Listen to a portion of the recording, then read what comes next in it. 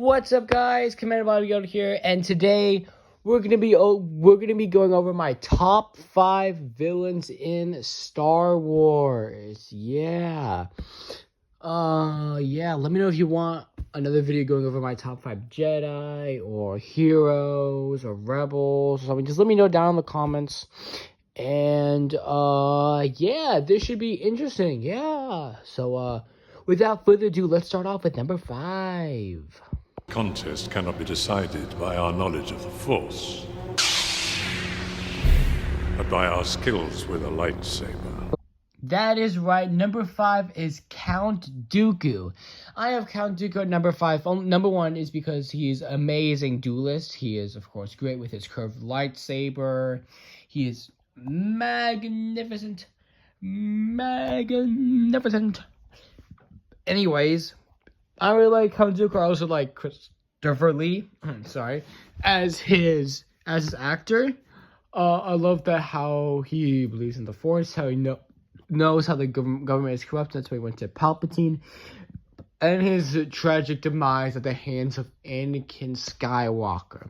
Count Dooku is such an interesting villain, and I really liked him throughout the prequel and Clone Wars era TV show and movies. Overall, great villain. Not better than the other ones, so that's probably number 5, but great villain, great duelist, and probably one of my favorite Star Wars characters to date. Yeah. Alright, let's move on to numero 4. That is right. At number 4, I have Maul.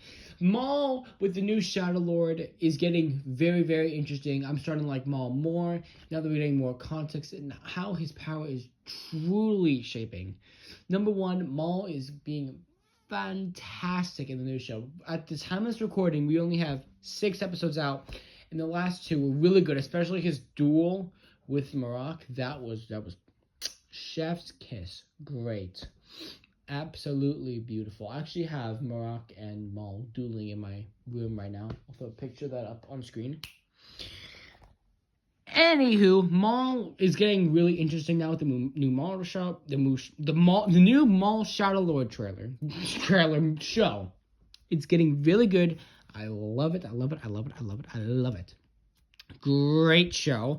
Love the new character development from Maul. Love how he's trying to find an apprentice, and I saw that, like we saw in Rebels, how he's trying to get Ezra to be his apprentice. He's always wanted another apprentice to take down the Empire, but he's gonna know that you can't fight hate with hate. I'm so smart, guys. Anyways, Maul, he is aura farming this entire show. I kid you not, like, oh my god. I saw this recent video I was watching, ranking Star Wars villains by their aura, and it was like Maul was like 3 or something, I don't know. It was pretty cool, and it's like, this guy had some good points. Shout out to him. If you know, you know. I don't know. You'll find out. Anyways, Maul, overall, great, solid villain. Love his new stuff in Maul Shadow Lord. Love it. Great villain. Let's move on to numero 3.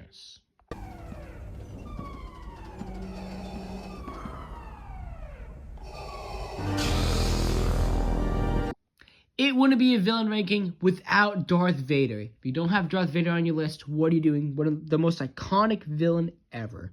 That's why I'm at number 3. He's probably one of my favorite villains. That's why he's at number 3. But not one of my favorite Star Wars villains. And you've watched some videos on the channel before. You know who they are. But, of course, Darth Vader is a great, great character. I like Darth Vader more than Anakin Skywalker. I know, hot take. But it's true. He aura farms so much in that one Halloween scene. Absolutely beautiful. Rogue One, my favorite movie. Great. Not to mention him in A New Hope. So menacing. So good. Like, holy. I love Darth Vader. Such a cool and interesting character. Like, he is just so cool. The way George Lucas designed him, just magnificent. Like, I keep thinking of that one clip from Guardians of the Galaxy. I have to find it and play it on my videos because I can't find it anywhere. And anyways, moving on. Darth Vader, great villain, especially with his lightsaber and how we see the whole monarchy, like how Tarkin has him on a leash and everything. But then as soon as Tarkin dies, Darth Vader is free to roam and take over So interesting. Darth Vader, such a good villain, especially in Rebels. Hopefully we see him all Shadow Lord. I don't know. It's possible. Maybe we'll get him in the second season. I don't know. Very, very interesting. And he's also great throughout the entire, especially in Return of the Jedi, when he finally gets redeemed and throws the Emperor into the reactor shaft. Oh my god, I love Darth Vader. Great character. George Lucas did absolute brilliant idea with him.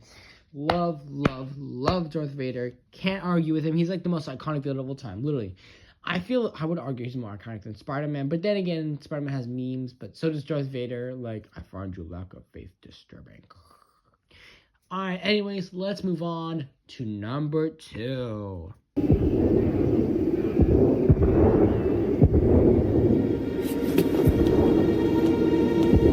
Are we blind? Deploy the garrison! No! Of course, how could I not go a Star Wars villain tier ranking video without mentioning my GOAT, Director Krennic, the Calkite baby, the Calkite, Andor, best show ever, Director Krennic, love him, absolutely goated, we love, listen, if you don't like Director Krennic, leave. Actually, don't leave, because I need the views, and I need subscribers, because I'm bad. Anyways, I'm just kidding, I want to not promote myself during this absolute beautiful section by Director Krennic. Ben Mendelsohn does such a good job with Director Krennic.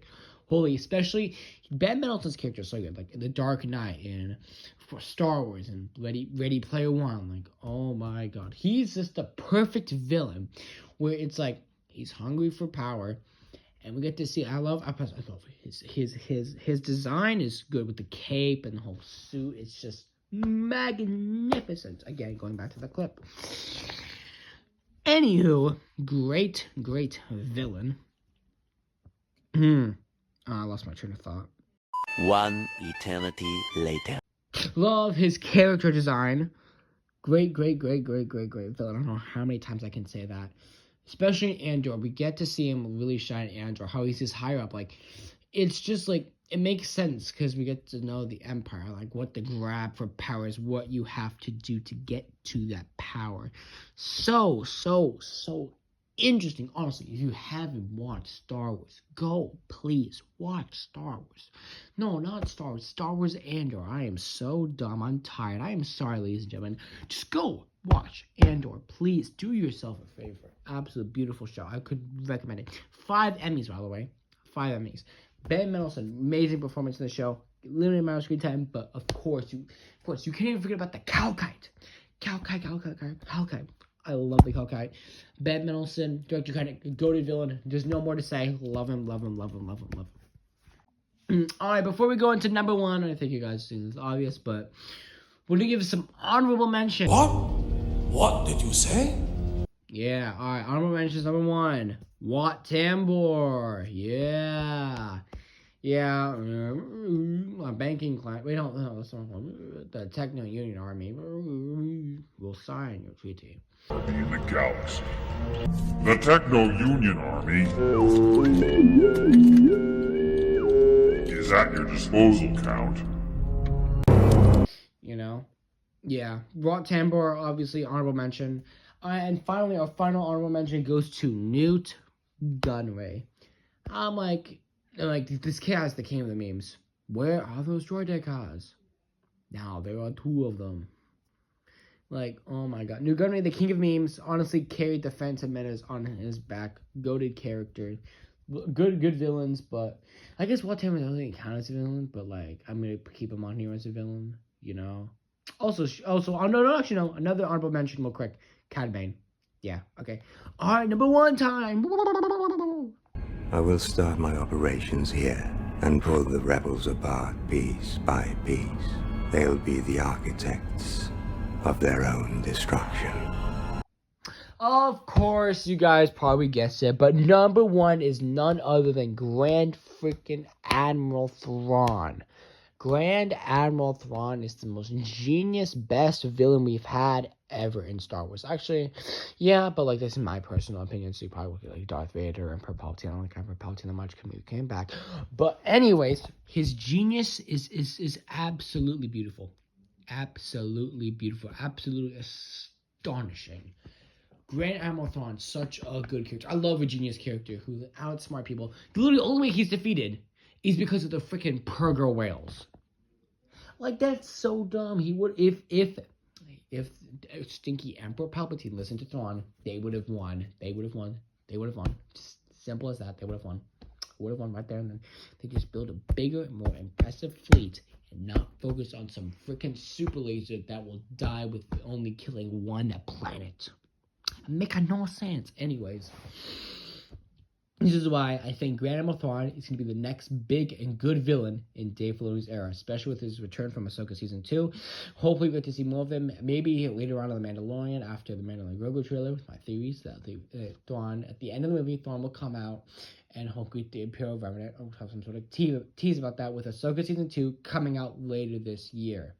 Grand Admiral Thrawn is the key to the end of the trilogy, because the sequel trilogy doesn't matter. Nope, not canon. Thrawn is canon. Thrawn will bring balance to the order and the force of the Star Wars universe and galaxy, and will command it and make it the best freaking series ever because of his genius and how good of a villain he is, and why he fits so well against Luke Skywalker, Princess Leia, and Han Solo, and why they make for such a dynamic duo. And that's why I love reading Heir to the Empire, and that's why you should read it, because it gives Thrawn's character so much story, and makes it so much better, and know why he's such a good villain. Go do it now. I literally put his book for S tier in my Eli tier ranking video that I had to do for an assignment, because he's just that good. So, end the video. Now do it. Subscribe. Go read the book for once in your life. I know, reading is hard, but womp, womp. Go do it now. Bye. Where are those droid cars?